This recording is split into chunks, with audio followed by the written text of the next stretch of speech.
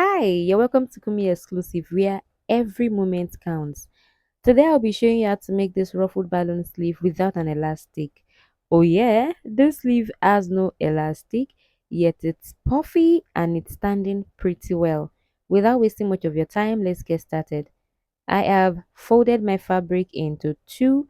I also made an indication to show that this is the wrong side of the fabric. The bust I'm working with is 33.5.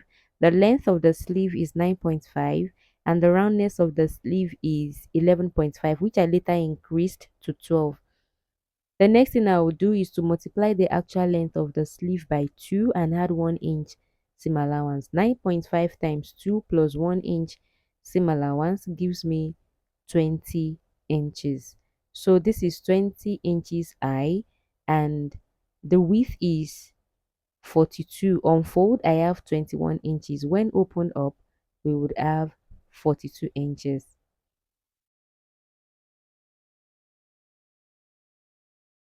I have opened it up. So this fabric is 42 inches wide and 20 inches high.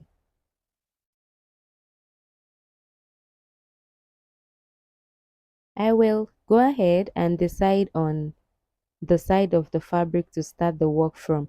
You can either start from the base or from the upper part of the fabric. I'm going to start from the upper part of the fabric since it doesn't really matter. I will mark 4 inches downward. From that 4 inches, I'll mark another 4 inches. And then from the 4 inches, I'll mark another 4 inches till I get to the end of my fabric. I'll go ahead and keep marking 4 inches. Now, this is just a teaser. Remember the height of this sleeve is 20 inches. So I'm using 4 inches, that can a figure that can go through 20 inches without leaving me an extra inch. Do you understand? Like 20 inches divided by 4 gives me 5 with no zero point 0.5 or 1 or 2 inches. So whatever figure you decide to use, whether 25, whether ensure to also work around it such that you use a number that can be divisible. If you use 25, you can use 5. Do you understand? The next thing I will do is to mark 7 inches, 7 inches, 7 inches, and 7 inches. I'll go ahead and keep marking 7 inches till I get to the other edge of the fabric. There is also a little secret here as well. Remember the wideness of this fabric is 42 inches, right? So I decided to use 7 inches because 42 can be divided. Number one, I don't want the ruffle to be close to each other. Do you understand? So that's one of the reasons why you can use 5, you can use 4, but I don't want the ruffle, depending on how close you want the ruffle to be. But I don't want my ruffles to be close. That's why I chose 7. So having chosen 7, I had to come up with a figure that 7 can really easily go through without leaving an extra inch for me. And that's why I arrived at 42 inches. And of course, I considered the bust size of the person. The next thing I'll do is to mark 2 inches inward, half inch upward, and half inch downward. Then connect with my ruler to form like a mini rectangle there.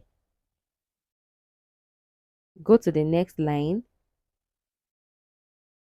come in by 2 inches, mark half inch upward, half inch inward. On the main line, half inch upward, half inch inward. Connect with the help of your ruler and form like a mini rectangle. Why do I keep saying triangle? 2 inches inward, half inch upward, half inch downward.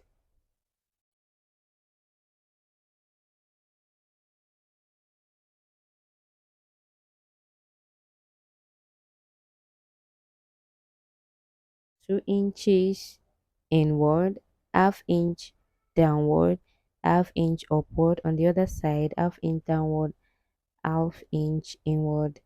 Connect together to form a mini rectangle. Repeat the same process for the rest of the lines.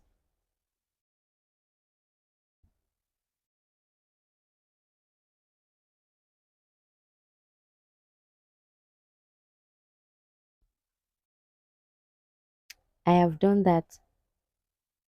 When indicating the wrong side of your fabric, please ensure your indication is not too big so it won't eventually contend with your marking and leave you confused.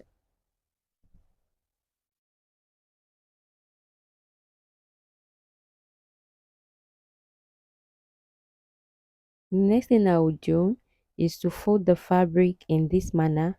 You can choose to push it inward like this and tilt to the left, either the left or the right. You can choose to push it out like this and tilt to either left or right, whatever rocks your boat. But whatever you do for this first one, ensure you stick to it till you get to the end of the pinning. Do you understand? Since I pushed it out, I'm going to do this in that manner too, and every other ones. Push it outward and tilt to the right. For some reason, this seems a little comfy for me. Fold like this, push out and tilt to the right, then pin.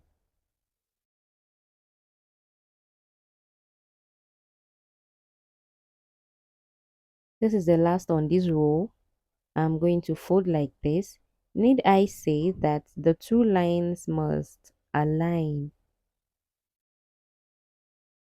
They must align this way, tilt to the right, smoothing the fabric with your fingers because it definitely will create some ruffles there.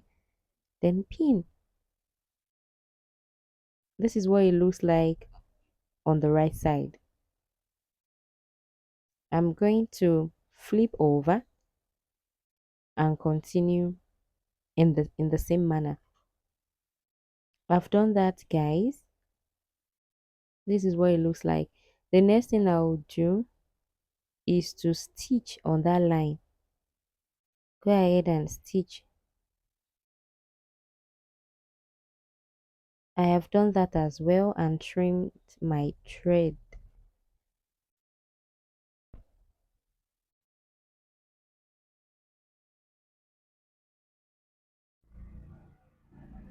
The next thing I will do is to just pick a side. But before I do that, let me measure what I have left. Remember the height was 20, right? Now we are left with 12 inches. By the time I stitch the upper part and the lower part, we are going to be left with 11. The remaining, say 2.5 inches, will be used to form a little puff. I have cut I have used my lining, a matching lining, to cut my basic sleeve. Because the front is deeper than the back, I'm just placing it this way to know which one is for which side. Do you understand?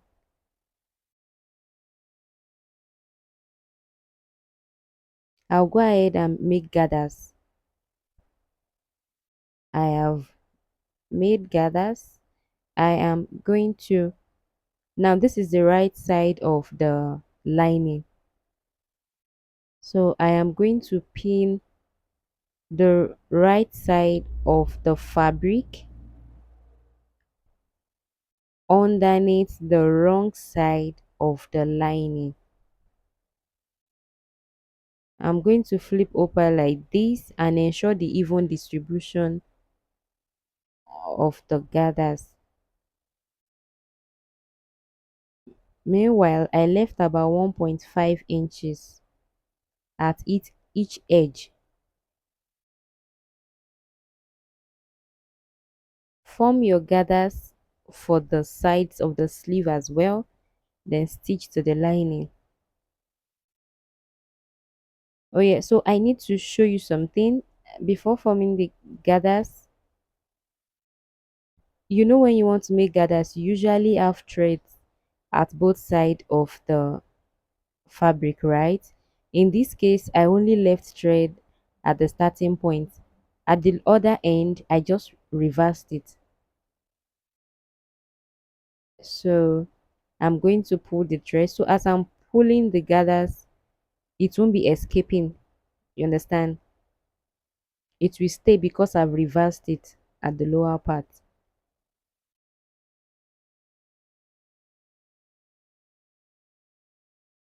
So I'm just going to flip the lining on it and ensure the even distribution of the gathers on the lining, then stitch with half an inch. I also need to point to you at this point that I came in by about half an inch here, about half an inch here as well. Do you understand? And then I stitch upward by 1 inch, half inch. This is what it looks like.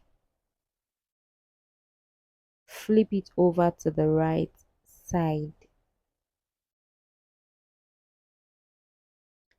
The next thing I will do is to make gathers for the upper part of the sleeve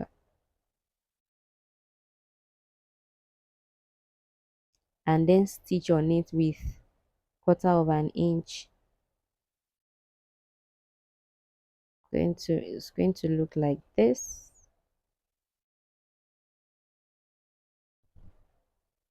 So I've stitched with 1/4 inch. I have not pulled the gathers yet. That's because I want to show you something. So when you want to pull gathers, normally when you sew, you have a thread coming out at the wrong side, right? And then you have another one at the right side of the fabric. So this is how it appears at the other edge of the fabric too.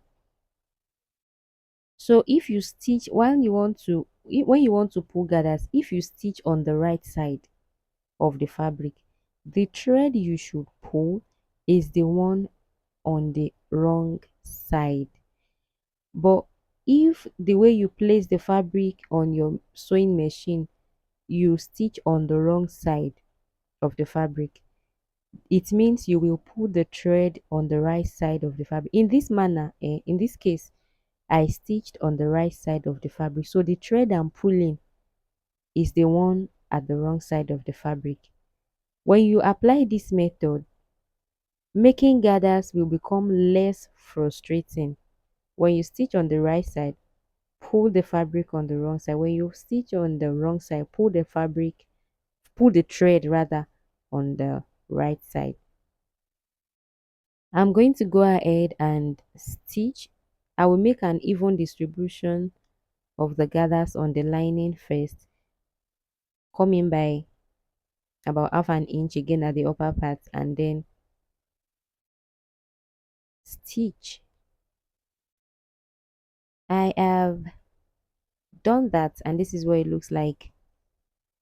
Fold it into two and stitch with your preferred sewing allowance, what you gave it while you cut when you cut the basic sleeve, and then go over and attach it to the main bodies.